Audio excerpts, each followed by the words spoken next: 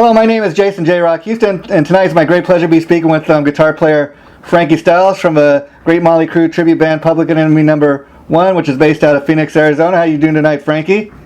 Fantastic. How are you doing? I'm doing great, and of course, Frankie, you're also known as Mick Starz. So, interesting enough, you had interviewed with me before about maybe a little over a year ago, and in preparation for this interview, when we were talking about setting it up, I'd asked you what was your favorite Motley Crue album, because I wanted to discuss that with you, and you said, instead of my favorite Motley Crue album, I'd like to discuss the Uncensored video, which is my favorite VHS tape that Motley Crue ever put out, which I thought would make for a real interesting conversation for the simple fact that when that was first released, it did come out on VHS. That's how long ago that was, back in 1985, and I think it's a video that's actually forgotten by many people for the simple fact that it has been out of print for years, and I don't think it was ever officially released on DVD. So I guess the best place to start this interview off, if you could tell me why that video had such an impact on you. Well, and by the way, I still have my copy. Yeah. I still have it. It's in the closet, just collecting dust, but man, I still have it. I bet it's worth something, my friend. If it's not, it should be. Those guys are incredible. Yeah. Anyway, well, shit, I forgot your question already. Well, I basically, like I was saying, I asked you, what was your favorite Motley Crue album, and you told me instead, you said, I'd love to discuss my favorite Motley Crue VHS tape, which is Uncensored. That's the first kind of any type of home video they ever put out. So I was just asking, why did that kind of have such an impact on you, that video? Well, when I first started kind of listening to rock music, and I actually moved from a small town in Pennsylvania to Washington, D.C., and I met this guy. His name was William. And, we started hanging out, and he's like, you got to check this out. He was a huge Motley Crue fan. That's kind of how I got my big Motley Crue start. And so, we're hanging out at his house, and he had one of those cool little basement, bedrooms down there. Yeah. Every kid wanted back then. And we're watching, he puts on, and I'm like, wow, what is this nonsense? Yeah. And their videos, and just the way they acted on the video, and they were, and they have said this before too, it's like they're a gang. Yeah.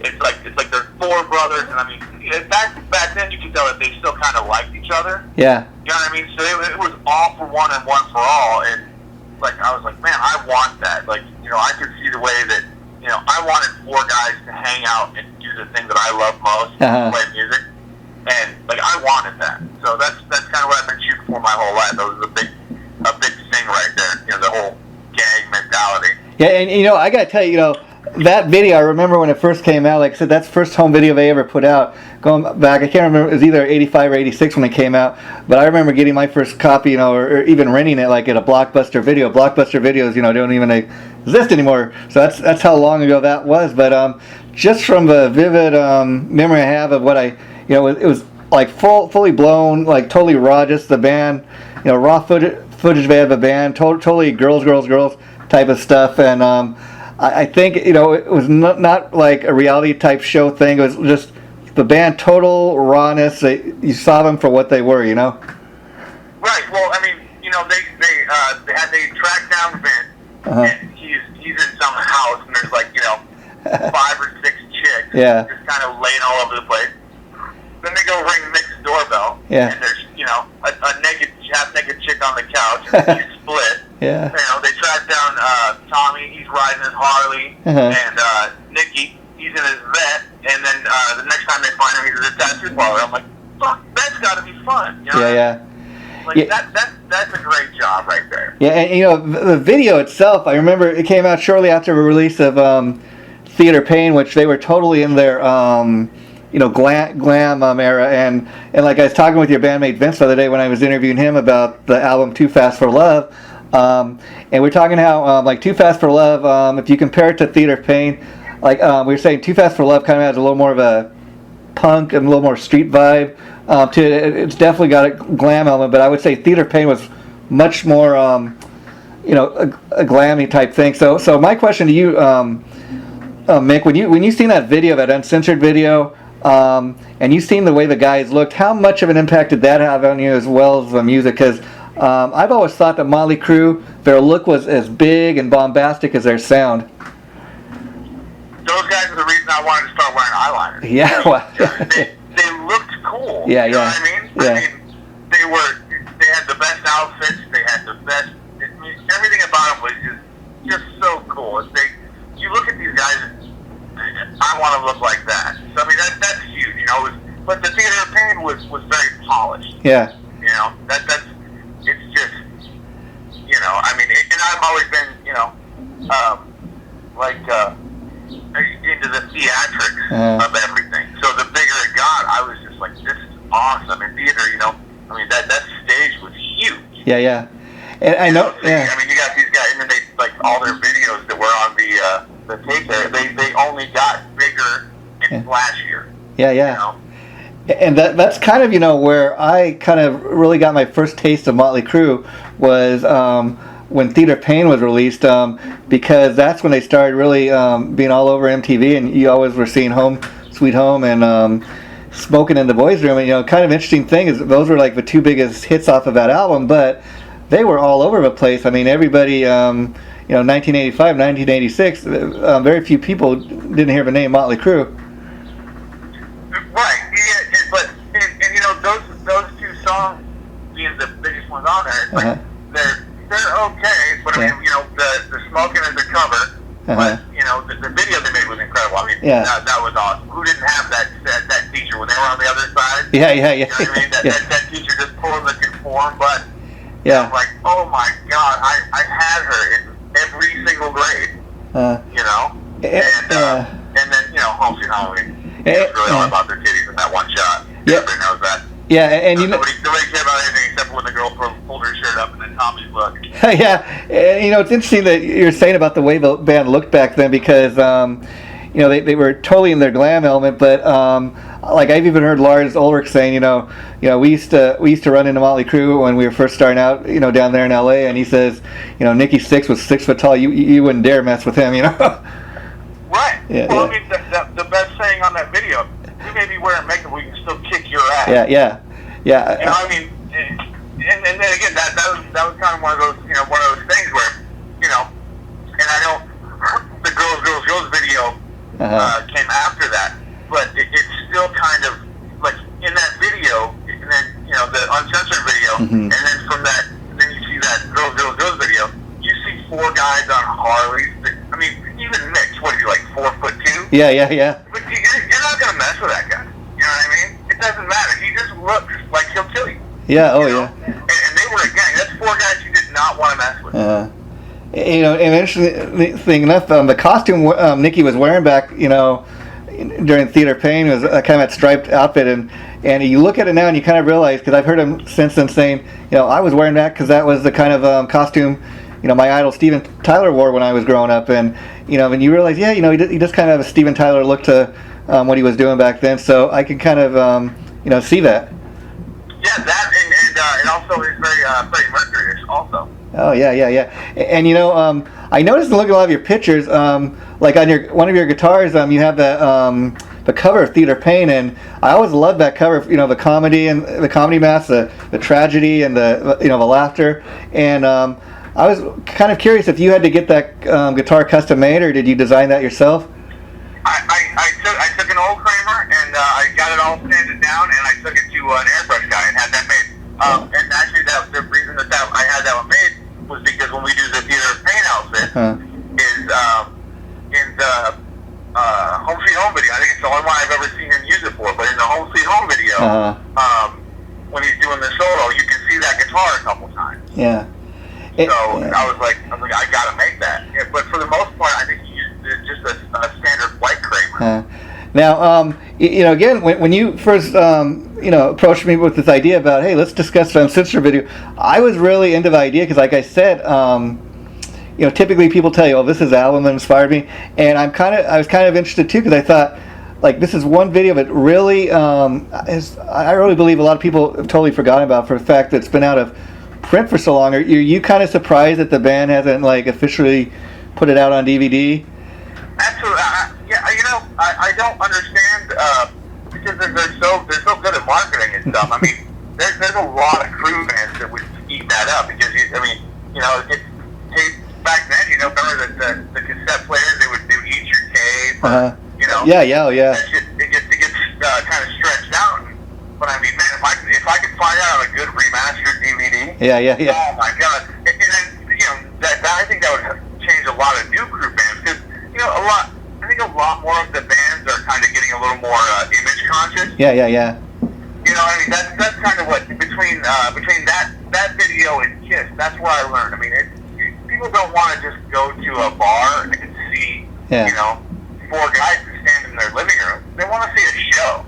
Yeah, well, see, that's what I enjoy about bands like Public Enemy #1. I mean, it's more than four guys getting up on stage in their jeans and T-shirts and doing an evening on Motley Crue. I mean, like I said, I'm looking at your photo right here, one of your photos, that you're in costume on your Facebook page.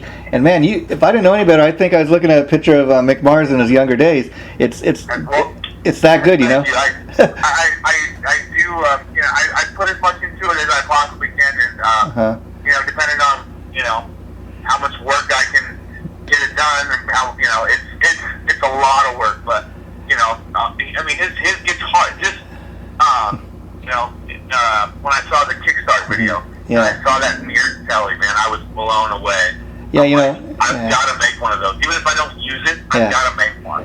Yeah, as soon as I thought I was doing Motley Crue, man, I'm like, I got to make one of those. Yeah, I mean, I have a new appreciation for my man myself. I mean, for years, like a lot of people, typically, most fans, they tend to gravitate towards Vince, Nicky, and Tommy. And Mick for years thought of a quiet guy, or one guy who didn't move around much on stage. And unfortunately, everybody knows why that is now, which I'm kind of glad he came out and let everybody kind of know what he's dealing with, because when you realize that the man's been doing all these years and he's been suffering so much, that just shows you his love for what he does and his dedication. Absolutely. And back in the day, in the girls theater, I've got some old bootleg video of those concerts. Yeah. And he's very mobile back in those days. Yeah. Even I think in the Dr. Fielder, I tell you, like around the new tattoo era is kind of when he started not being able to move as good. Yeah. And so. Yeah, it's kind of interesting. To me, that's and nowadays, I mean, he does what he does. He's Mick, and all should respect Mick. Yeah, and interesting thing too. I've even heard him talk in interviews where people are kind of they talk to him like, talk a little bit about what you're suffering with, Mick, and tell us what you're going through. And he's like, as awful as it is, he says it's actually the best therapy for me to be up there on stage doing what I do. He says, I'd be worse off if I was totally retired, to be at home every day and not be playing my guitar. He says, that's what keeps me going, apparently. Yeah. He said, I mean, there for a while they were worried about him. They couldn't find him because the whole Motley thing was on hiatus before one of the reunion tours, and they were like, when they finally figured out he was just in his house, like laying in a bed, or probably I don't think it was a coffin. It's probably just a coffin, I hope. Yeah. That's my vision of Mick. He's got this cool ass coffin, you know what I mean? Yeah, I mean, yeah. But it is, man, the best thing for even when I'm having a bad day, I go to work and get pissed off at my boss. I can't punch it, but I come home and pick up a guitar and throw in some Motley Crue and do some practicing, and that's the best therapy ever. Yeah, it's interesting because everybody's kind of got that image of him, and I recently seen again the Behind the Music they did a couple years back, and one of the last things they're asking about, the other guys all written a book, and he's like, what, I'm going to be taking my last breath, as I'm finishing my autobiography. It'll come out, right the day after I die. I thought I could see a guy like him doing that and be like, that would be totally cool. That would be awesome, and I'd be the first one in line. Yeah. I would beat out somebody to be the first one in line, man. Just Mick is, he's there. He's and because of Tommy, Mick, man, he gets no credit in that band. But I mean, I do it every day, and what he does to make those songs sound the way they do on stage, a lot of times, it's not an easy feat. And especially with what he's going through, it's got to be rough on him. Yeah, people fail to realize, besides the guitar playing, that he's Nicky does a lot of songwriting, but from what I him and Nicky are the two main songwriters, so he's got a big part to do behind the scenes with that band. Yeah, well, I mean, when you listen to the album, if you stop listening to just what's going on and you actually listen to the song a little more, you'll realize how much stuff is, pre-recorded before the main stuff that you hear. Yeah. And the work that he does to figure out what parts to play live to make those songs sound like they do on the album, it's incredible. I mean, I've done countless hours of research, and I still go back every once in a while when I feel like I'm getting this sloppy or like I've forgotten something, and I'll put my CD on and I'll go, man, I don't play it that way, and then I'll watch a live video of him playing it. I'm like, well, he plays it that way, so obviously I got work to do, Yeah. So he does a lot of work to get those songs to sound as good as they do. And that's why I'm kind of interested for one to see. He's a one guy. The other guys have all done their solo things outside of Motley Crue. He's the one guy that has never done anything outside of a band. So I'm kind of interested to see. He's been talking about putting out a solo album once Motley Crue calls it a day. I'm kind of interested to see what he comes up with on his own. I think it's gonna be like a real bluesy, heavy album. Yeah. Like a real. I think it's gonna be a really, really awesome. They say he's working with Karabi from the Motley Crue album. Yeah. That's cool. That's a cool thing.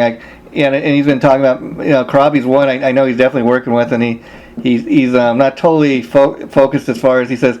You're going to do it one of two ways. I may bring in other singers for different songs, and then or I may do some instrumental stuff. So I'm really interested to see what he comes up with, because that Motley Crue album, in fact, that they did with Karabi, I really love that. But I agree with what Nicky said. But if they'd called it anything else but Motley Crue, would have probably sold a lot more copies. Oh, it would have been huge. Yeah. The worst thing they did was try to sell Motley Crue fans anything but Vince. Yeah. That's that thing. It's like, if it's not the original four, that band just doesn't. It's not the same. Yeah, and they with Randy Castillo when he did New Tattoo. Yeah. Great album. Yeah. Vince was in the front, but it still wasn't Motley Crue. Yeah. Tommy has a lot to do with what goes on in that band. I mean, as much as Mick, everybody goes, they forget about who's the guitar player. Yeah. Come on, without Mick, that album don't get made. It doesn't get made Motley Crue. Yeah. And now I was curious. New Tattoo. That's another album I kind of really felt was underrated. But it's kind of for very reason you said. It was without the original lineup, and Tommy, even though he's a drummer, he's as big part of a band as anybody else in there. So I think you'd have trouble selling it without any of the original members in the band, and that's why that album even wasn't so big. I was curious, so have you guys ever tried to play anything off of New Tattoo? Actually, for quite a while, we played Hell on High Heels. Oh, that's one of my favorite. I love it. It's a great song. I love the video too. It's totally animated, and I love the fact that they made the anime characters look so much like the band members. Right. Yeah. And the Sheet Devil, of course. Yeah. I was just gonna say, and it was. And you know what? That's the beauty. That's one of the main things that Motley Crue taught me. Yeah. In the end, it's all about the chick. Yeah. You know what I mean? It's all about the chick. From Vince was in the had a jacuzzi in his limousine in the Uncensored video. Yeah. It's all about the chick. Yeah, and the Uncensored video, if you think about it, like I said, it's been years since I even seen it, but just going back to what I can remember of it, that also you got to take into consideration that predated reality TV, and that was the closest thing you get to reality TV back then, in the sense that it was just pretty much their film crew following them around to doing what they were doing at the time, and it was totally uncut. It makes you kind of wonder. I would imagine there's a tape somewhere of just totally unedited raw material that didn't even get put on the tape. Would that not be so much fun? Yeah, it kind of even predates. How much money would you pay to see that? Yeah, and it's totally, and you could tell just from what was put out that it was totally unedited, totally, totally just them in their element. Not anybody. They weren't even pretending to be anything else but what they were. You even get that on reality TV. People people posing and pretending to be, it's not so much reality anymore, but that's that's the reality TV show. Those are all, written down. We want you to do this, and then we'll see the reaction. Yeah. And if that's not good enough, then we'll do something else. Yeah, I was curious if you got a chance to see Vince Neil and Gunnar Nelson on the wife swap thing. What you thought about that? You know what? I didn't watch it. Yeah. Nope. This is very rock and roll, but I've got a girlfriend. Yeah. And I love her very much, but she is into those reality television shows. Yeah. And I sit there and I watch these things, and I just want to throw something at my TV. I'm like, why are you watching this garbage? Yeah. But so there was it would ruin it for me after seeing Vince on something like Uncensored. Yeah. See him on something like Wife Swap. It would kill me. Yeah. It's like I didn't watch the Gene Simmons Family Jewels. It's all fake, and to me, they're kind of just looking for another way to make a buck at that point. Yeah. But the old stuff, man, like that Uncensored video, it was the reason I wanted to be a rock star. It was, that right there told me, man, look at how much fun it is. Yeah, and It's like there's chicks laying everywhere, showing titties. You're driving down the road, either in a Corvette, a limo, or on a Harley, going to get a tattoo, or getting a speeding ticket. Let me ask you, the first time you seen that video, how old were you? Because, I imagine if you were around the age I think you are, that must have been like sex education for you. You must have been loving that. I was in the 7th grade. Oh, okay, yeah, see? I was in the 7th grade, and I was like, man, I was blown away. And like I said, I went over to my buddy William's house, and he had this video, because where I was from, they really didn't have things like that, but my mom, she was kind of into country, so even if I didn't know about it at the time, she wasn't going to buy it for me. She would buy me something more like Willie or Waylon. Yeah.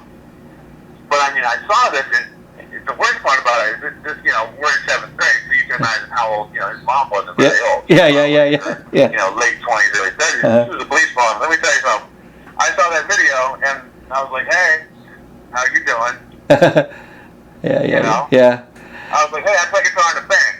That's the easiest way to get some money. Yeah. And so, did you have to hide it from mom and dad, or did you ever get caught with it? No, actually, my when I moved down to DC to live with my dad, so when I borrowed the tape, it was okay because my dad worked nights, and my stepmom was always gone spending his money. So it was perfect for me. I was just downstairs watching the video in heaven, like yes. Yeah.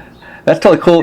Yeah. Now, we're on the subject of this. I got to ask because, of course, as you know, there's two different versions of, two different music videos for Home Sweet Home. I myself, I kind of, I favor the original like anything because, the original to me is always the best. But I kind of just thought it, better sequences, better, it was a better mini movie, if you will. What's your opinion on the two different versions? My opinion when I saw it is, why are you doing something that was already perfect? Yeah. The Home Sweet Home video, it summed it up. And again, it was in the Uncensored video. Yeah. You got four guys that are completely different guys. You got, Vince, he's a, Beach Boy, and Mick, he's kind of all by himself in the dark. And, Tommy's at a punk club, and Tommy's at like a 70s club, and Nikki's in like the punk club. Yeah.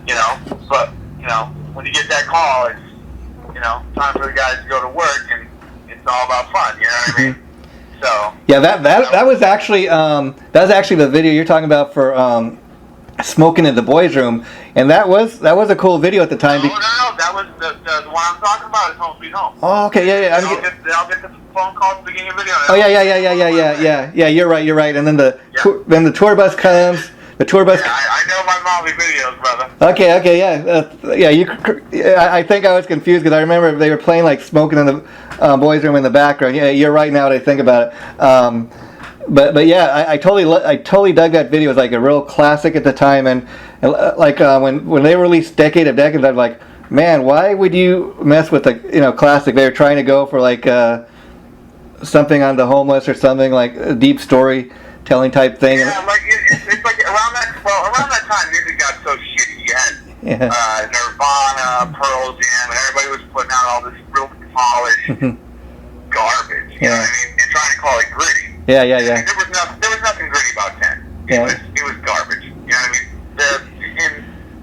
The guys were good musicians, and it was okay, but it wasn't grunge. Yeah. Too Fast for Love? No. It was a grungy album. Yeah. You know what I mean? Yeah, well, I say... The stuff they tried to sell us as grunge was just polished garbage with some guys wearing some flannel shirts. Yeah. Well, I will say this, that the interesting thing about Decade of Decadence for me was, we'd heard the, it wasn't really a greatest hits collection. You had some of the greatest hits on there. But then... The Decade of Decadence album, when that came out, to me, it wasn't really a greatest hits album because it did have some of the greatest hits, so to speak. But I liked a lot of it, the new studio tracks like Rock and Roll Junkie. I always loved that. Primal Scream. I even loved the cover they did of Anarchy in the UK. Do you guys ever play any of that material? Actually, we did Anarchy in the UK. We did that one for a little bit. And Rock and Roll Junkie we didn't do, but that was. What was the one for, that wasn't the one for Fort Fairlane, was it? Yeah, that was actually one for Fort Fairlane, and then probably the big video they did off that, like you're talking about when they were in a flannel clothes, that was for Primal Scream. Oh, well, we did Primal Scream, that's still in the set list very faithfully. Yeah. That's probably one of my top 5 songs to play. That's a fun song. Yeah, and talking about the cover they did of "Smoking in the Boys' Room," I actually like their version better than the original. I mean, I think Motley Crue was probably the first time I ever heard that song, and then when I've had a chance to go back and hear the original, I think they did a much better, version than the original guys. Well, yeah, sure, because they put that Motley twist on it. Yeah. Any of the songs that they covered, they put that little Motley twist on. There was something about it. But I thought that. The band Great White, I thought they originally wrote Once Bitten, Twice Shy. Oh, no, that's Mott the Hoople. Yeah, going back. I know, I didn't know that. When I heard that song, I was like, oh my God, these guys are incredible.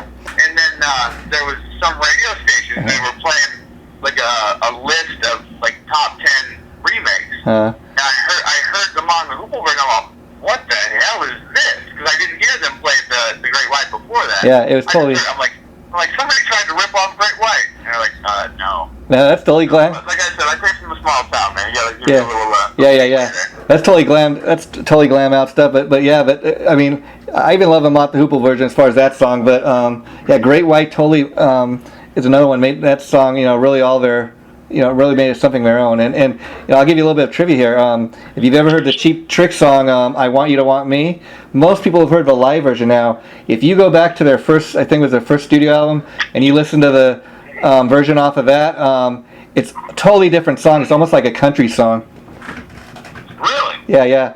Then I can honestly tell you that I have not heard it because the only version I know is the live version. I can think of. Yeah, off of Budokan. But actually, I think it's off their second album, In Color. If you could probably look it up on YouTube. It sounds totally nothing like what the hit single everybody else heard. It sounds like almost a country swamp type thing. It sounds nothing like what's on the radio. I am gonna have to check that out, man. Yeah. And so now, when I was interviewing your bandmate Vince the other day, he was telling me that kind of obviously Too Fast for Love is his favorite album, and he was sharing with me that Theater Pain was your favorite album. So I was kind of curious, what was it that album that really had such an influence on you? Yeah. Well, Theater Pain was like I said, even after not seeing Uncensored, if you just saw that Smoking in the Boys' Room video, yeah. Home Sweet Home, the Home Sweet Home video. And again, this is the thing for me. It's like sometimes if I see something like that first, you know what I mean? Because I love the bigness of how those 80s bands were. But Molly, they always did it a little bigger than everybody else. Yeah. You know what I mean? And it's just like they were always like every song. It's like I was in a little tiny town. When I got that album and I got to listen to the whole thing, I was like, man, in every song I could just kind of, I could see the big city lights and I could see the bigness of Motley Crue. Yeah. And I was like, man, these guys are killers. Yeah. So, to see all that, like you said, the guitar that I had made for the Theater of Pain that we do, to see that, it's like, wow, look at that guitar. It was just so incredible to me, you know what I mean? And I gotta say, Mick, for anybody listening to this, the proof to me that you're really into what you do is, like I've looked at some of the pictures on your Facebook page, and you have some pictures of you in your everyday life, obviously posted on the Facebook page. I mean, you dressed up as Mick. You look like two obviously different people, but that's how good you are when you're in costume. I mean, you really take the time, like you were saying, to look the part, and that's very important for a band like Public Enemy #1, because I mean, if you're paying tribute to a band like Motley Crue, you have to have a look down as much as the sound, because if you did not look the part of Mick Mars, I don't think people would be coming to the show, obviously. And if Vince didn't dress up like Vince Neil, interesting talking to your bandmate Vince. I got to tell you, in just his speaking voice, he sounds so much like Vince Neil to me. I don't know if he's just practiced it or what, but when I answered the ad, the Motley Crue tribute band, when he called me, I was like, okay, what I originally thought was it was Vince Neil putting together another by himself, man. You know what I mean? Yeah, and that's how much he sounds like Vince. And and like what is going on right now? Yeah, like I was telling him, just going on his personal Facebook page, he's got the look of Vince Neil from every era down. He's got like photos of him, looking like Vince from every era, and that just totally, amazes me. And that's one thing I've always loved about Motley Crue as a band, is you could put on any two Motley Crue albums and none of them are going to sound exactly kind of like we were discussing with Vince the other day. He used to tell me Too Fast for Love is his all-time favorite album, and then so I asked him, Vince, Too Fast for Love kind of has a glammy punk street element to it, and then when you get like Shout at the Devil, they're two totally different albums. I mean, like when you heard Too Fast for Love, Mick, and then Shout came out when you heard it for the first time, you must have been totally shocked. Like, is this the same band? And that's funny because what I actually didn't hear those in that order. The first Motley Crue album that I heard, and again it was from that small town. The first Motley Crue album I heard was Girls, Girls, Girls. Wow. Yeah, and because like I said, I was listening to the radio. My mom wasn't going to buy me a CD of what was loud music at the time. Yeah. That is like before I could get a job. Even if there was no malls around, there was no way for me to find this stuff. Yeah. So one of the guys on the bus had a Girls, Girls, Girls. So and then another buddy had the Theater of Pain album. So I kind of heard them all backwards. Wow. Girls, Girls, Girls to the Too Fast for Love. Wow. So it was like, for me, it was really mind-blowing because, like, I went from super glam because, I heard Great White, I heard the Girls, Girls, Girls album, bands like that, Aerosmith, at that time. So I was, I loved the glammy, they were like the big hair, everything was big. Yeah. Black leather, and I was like, I am so in. Wow. Then I get into all this other stuff, and I'm like, it gets better. Like, I thought Motley Crue, every time I heard an album that was, before the one I had heard before, wow. I was like, Jesus, man, these guys they almost kind of got too polished after I started hearing I heard Girls, Girls, Girls in the theater. I'm all, this album is incredible. Then I heard Shout, and I'm like, oh my God, does it end? Yeah. What I mean? Yeah, that's kind of the next question I was going to ask you, because, Motley Crue fans typically, like, there's a huge portion of them that love Shout at the Devil, and then, as great of an album as, say, like Dr. Feelgood was, a lot of Motley Crue fans are like, that's kind of the, like what would you say, Metallica's Black album, like, they got too commercial, they had too many, hit singles, but again, they had a #1 album, so, somebody was buying it, and I just, as a fan myself, I love all of it. I get you. As far as Metallica goes, I think Metallica is kind of different than Motley. Like comparing the two between Dr. Feelgood and the Black Album. Yeah. Because Metallica completely changed their sound. Yeah. You know what I mean? Yeah. But Motley Crue was still Motley Crue each album. Yeah. It was just a different time of different element. The world. like a different. Metallica was Metallica.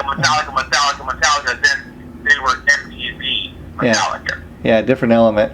You know what I mean? So They really changed their thought process as far as like selling albums and selling.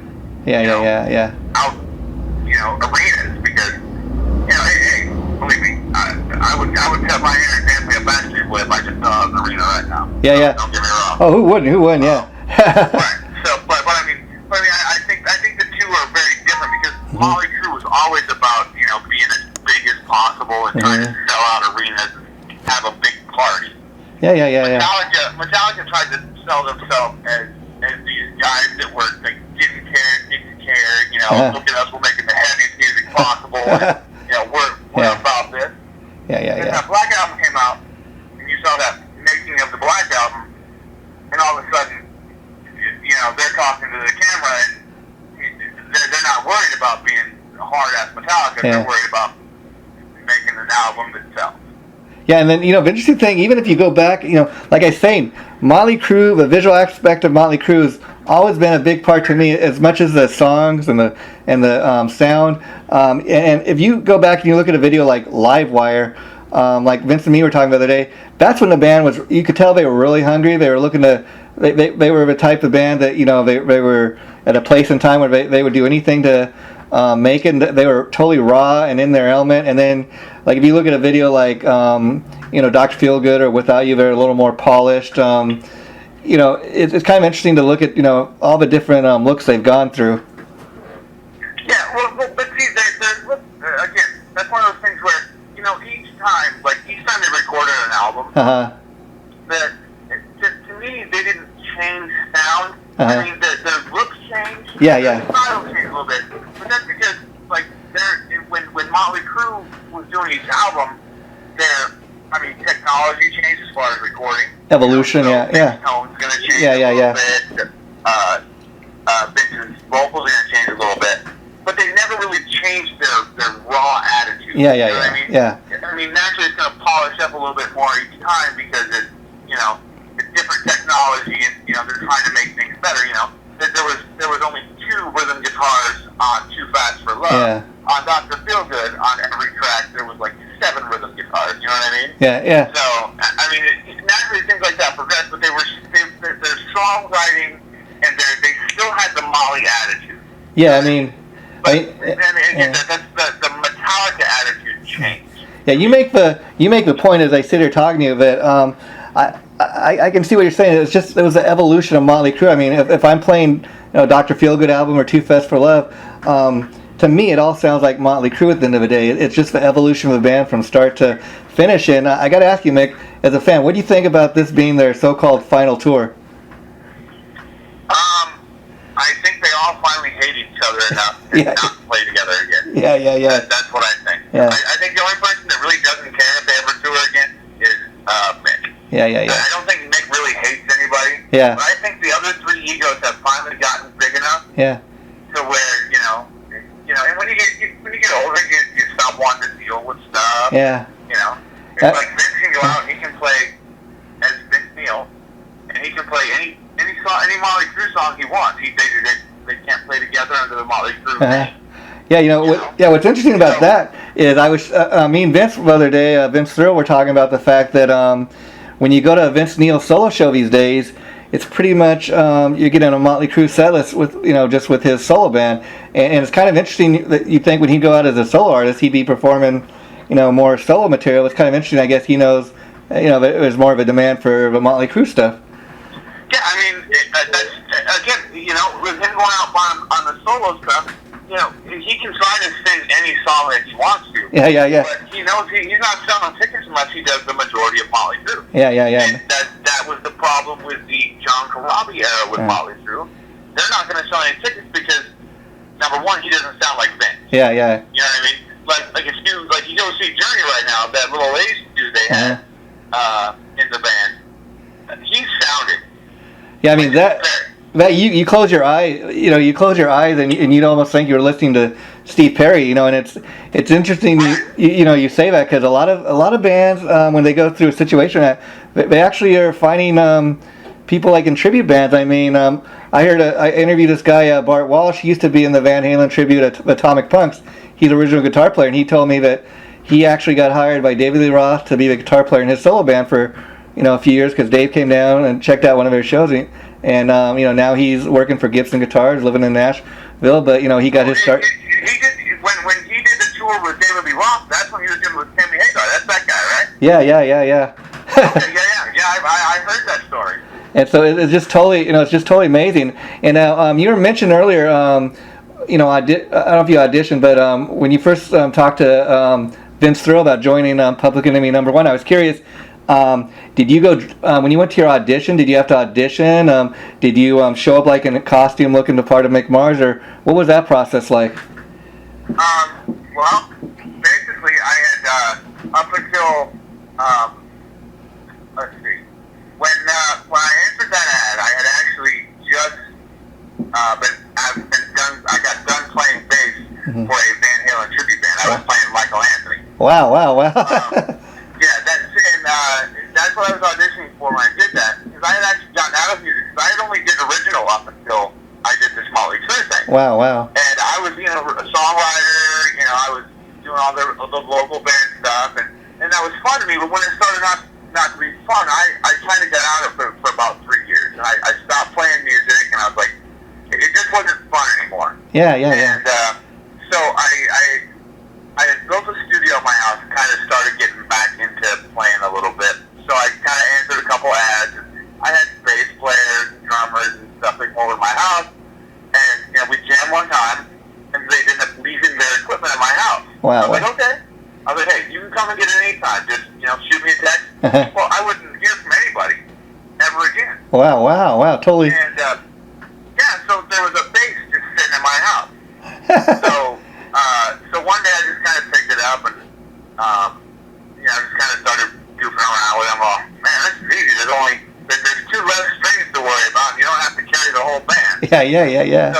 So I answered a couple of ads. I put an ad out in the Phoenix New Times back then.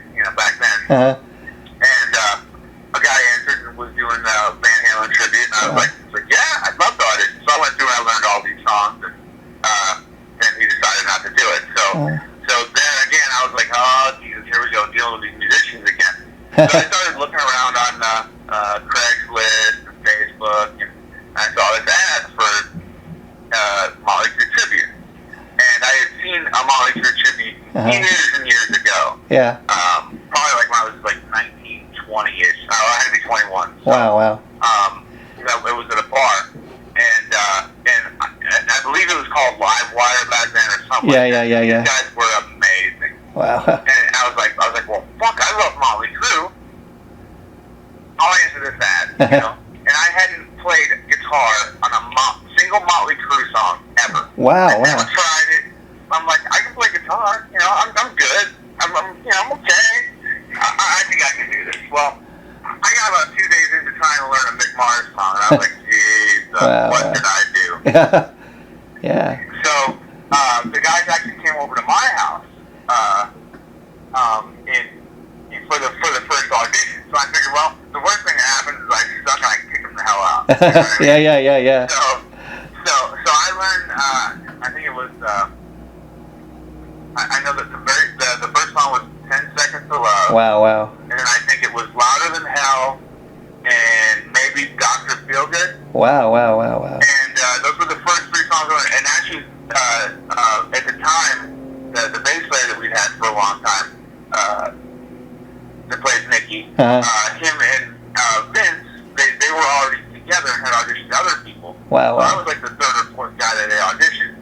But they actually brought a drummer over that night to audition him also. Wow. And the 4 of us actually ended up being the first version of Public Enemy #1. And the very first song we played was 10 Seconds to Love. So that was the first Motley Crue song I had ever played on guitar with a band. Wow. So. But I think from like that first from that very first opening part, man, when everything came in together and Vince started singing it, like right then we knew.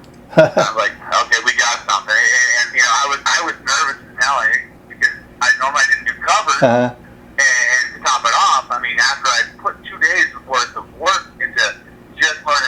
song that I was working on out of those three.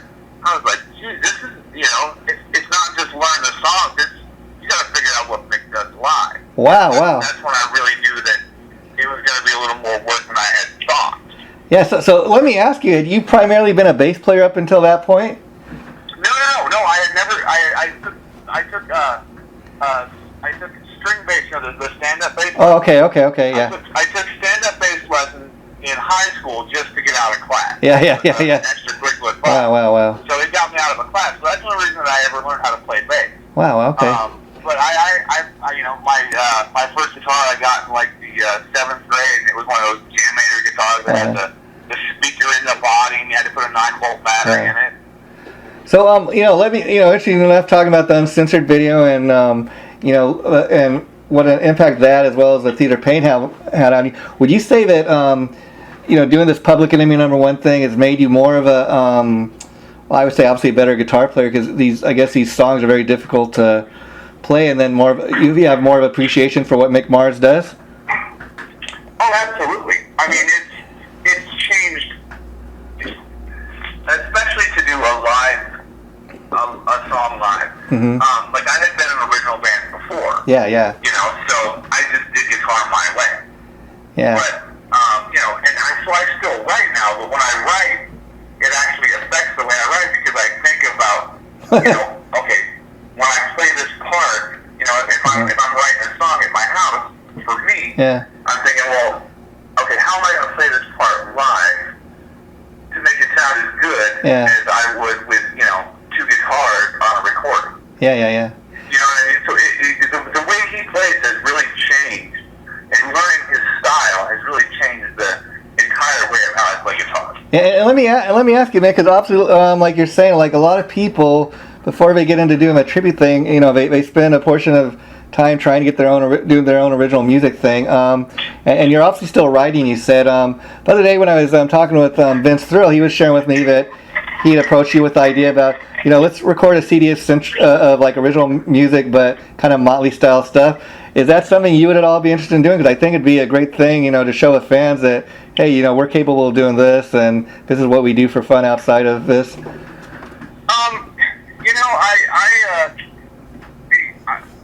I don't know. Was he talking about recording his own stuff? Well, he's talk. I don't know if he was going to talk to you, but he said that he had the idea that he kind of wanted to have all you guys like record a CD of original music, but kind of Motley-ize it, have it kind of a Motley Crue sound, but do your own original thing. And I was kind of he's talked about that before to do because the four of us together, mm-hmm. we when we play now, it's kind of like you have that Motley feeling. Yeah. You know what I mean? But like it's like I said, when I write a song now, all this stuff I've learned in trying to play Mick.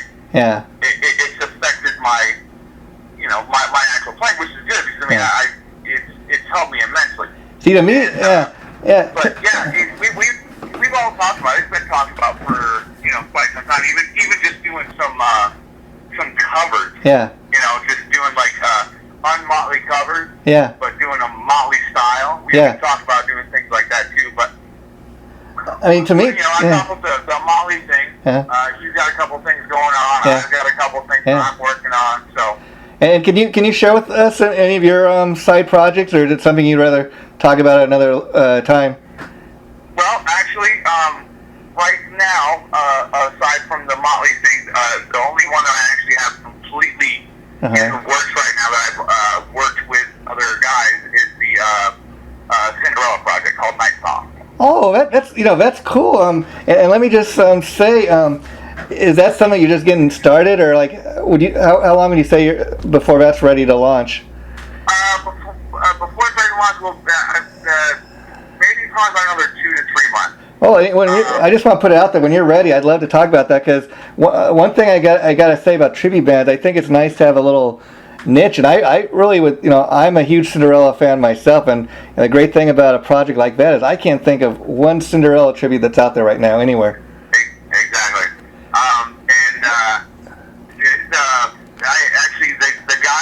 The guy that's playing drums is from a rap tribute band out in LA. Wow. And he found a guitar player from a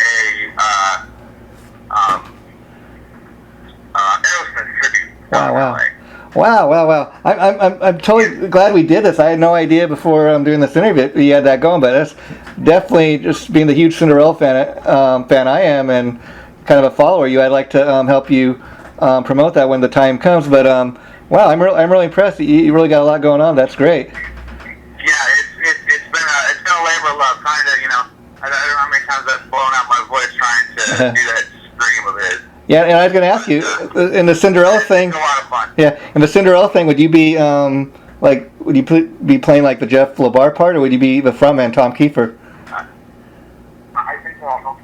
Huh? I think so. But if there's one out there, you have it. No, would you be doing the lead singing? I would actually be playing the Tom Kiefer. Oh, cool. That'd be a cool thing to actually get out there and be the frontman. That'd be a little something different, but that'd be a cool thing. Yeah, I actually do a lot of vocals normally, but I mean when you're Mick, you have to do a certain thing. Oh, of course. I've also been kicking around the idea just recently of a typo negative, which is completely out of the genre. Yeah. If you go from Motley Crue to Cinderella to typo negative. Wow, yeah. A whole different genre there, but I actually can kind of do that Dracula low register voice pretty good too. Yeah, so. Yeah, and the cool thing about doing a typo negative thing is the fact that Peter Steele has passed on, so there's really no more typo negative, so you'd be filling that void, so to speak. Right. Yeah, and I think it would just be a lot of fun. I mean, they have a lot of great songs. My Girlfriend's Girlfriend, again, that had to be influenced by Motley Crue. Yeah. That's all about the chick. Yeah, and that right there is the ultimate tribute. Paying tribute to a great band like Typo Negative, to the lead singer that's passed on, and again, because there's really not a Typo Negative I can think of, and the band themselves are not doing it anymore. So you would be feeding that need. Right. Yeah. Right. And again, that's just one of those things where I just think it would be a lot of fun. I mean, because there was a lot of good songs, and I've listened to their hits album, and I was like, man, they had like the cover of Neil Young's "Cinnamon Girl." That is such a great cover. Yeah. That version of that song is incredible. Yeah. So, and then the last. I've really been kicking that one around also. I'm putting my main focus is still be number one. That will always be my number one focus. Well, that's cool. It's just nice. The Cinderella thing is next in line, and it's coming along very, very well. It's nice and, the typo negative thing is kind of bottom on the list, but it's also going to be a lot of fun, and I don't have to put as much work into it because I would just be doing the vocals and the bass. Well, that's kind of nice to have something like that extra on the side going. But the very last thing I wanted to ask you about is I know one of your previous drummers was Mike Blotzer, the son of Rat drummer Bobby Blotzer. I was wondering if you ever got a chance to meet the Blots, or what's your drummer situation? Are you guys currently looking for a new drummer? I actually got to meet Bobby Blotzer, but I didn't get to meet him because of Mike. his son Mike. Yeah, okay. I met Bobby because I used to work at Arizona Bike Week, and Rat had played there. Wow. I was security back then. Mm-hmm. And so, I kind of could go backstage and do things like that. Yeah. And he needed something, I got it for him, and, he gave me a drumstick. And he was cool. He was a really funny guy. I was curious. And, so I did get to meet him. He was a really funny guy, great drummer. Did he ever? And again, Mike, his son, incredible drummer. Great drummer. Wow. And so did Bobby Blotzer ever come and see his son play with you guys? Did he ever come and catch any of your shows? Not that I'm aware of. Oh, okay. You never know. Yeah, Rat's another interesting band. I always loved Rat the band, but it's kind of funny. They're another band that the guys just hate each other so much that it's so hard for them to stay together. But they got so many great tunes. and the same thing I guess with Motley Crue. It's kind of sad. I was reading in the dirt, and that Vince was talking about even though he was out of the band at the time, he was kind of hurt by the fact that when his daughter died, none of the guys called and even gave him his sympathy. I thought how could you do that? You played with this guy in a band for so many years. It just boggles the mind. Well, again, the musicians are a very, very sensitive bunch. Yeah. And I include myself into that because it's a marriage. It's like having another girlfriend. Yeah. And I have a girlfriend. Yeah. But at the same time, I have other girlfriends and I have other wives that I also have to deal with on a daily basis. You know what I mean? I hear you. Yeah. And it's, I mean, when you do this, you're in a relationship with these guys, and you know, for those guys not to show up, it's like, you know, what happened to make them not show up? But at the same time, it's like, you know, what did he do to make them not show up? I hear you. There's two sides to everything. And so that's the very last thing I was going to ask you was, are you guys currently looking for a drummer? You got a guy in place yet? We have a drummer, and we are rehearsing, and we are hoping to. I'm hoping to be back out tomorrow, but that's not the reality of things. Yeah. But the guy's really good, and we're hoping to be out within the next month or so. And then the very last thing I wanted to ask you, and then I will really let you go, is you know, it looks like you guys are just, you know, watching the videos and the pictures and everything on your Facebook page. Looks like you guys are really a tight bunch. What do you do to keep it, you know, the friendship going and so tight?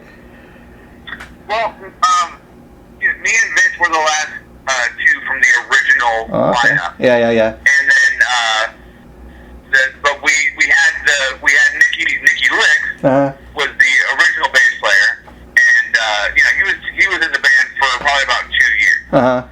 And you know, but and actually me and him were roommates for quite some time. Wow. It's basically just kind of respecting each other's space, and you know, not taking shit from each other, but at the same time knowing when to, you know, just be like, fuck it, and just walk away and let it give it some air. You know what I mean? Yeah, and then being that you and Vince are kind of the senior elder statesmen, that being the two original guys, does it make it that much harder when you bring in a new guy into the band, or, you know, they kind of, you know, you're really critical about, you know, does this guy really fit? Is he going to really be able to pull Nicky Six off? We are very critical about everything at this point, because we both put so much into it that, you know, it's like if you're not willing to do this right now, then you're wasting our time if you come to another audition. Wow. You know what I mean? Well, because you know, we've put a lot of time and a lot of money into it at this point, and you know, we only want somebody who's going to be serious. Yeah. Well, you know, Mick, this interview came out even better than I thought it was going to. It's been great talking to you. We'll have to do it again, but until then, I'm just going to say thanks so much for taking time out of your busy schedule. I really appreciate that. And if when you get a chance, you could shoot me your email just through the Facebook page. I'll be sure to I could send you a copy of an MP3 file of the interview we just did. Okay, yeah. Hey, don't wait to hear, because I love to talk. Okay, yeah, I'm glad we did this. I was just. Don't wait to hear, man. You can give me a call just about any time. If I'm not working, if I'm not fucking, I'm yeah, we'll just work around your schedule, whatever. That's totally cool. And I just kind of looking people up, and I thought, you know, this would be a cool idea to do this. Start talking about, you know, their favorite Motley Crue album or whatever, you know, in your guys' case. And you totally had a great original idea, so I'm glad we did this, and we definitely will do it again. All right, absolutely, man. Don't wait a year. I won't. Okay, take care, my friend. Bye-bye.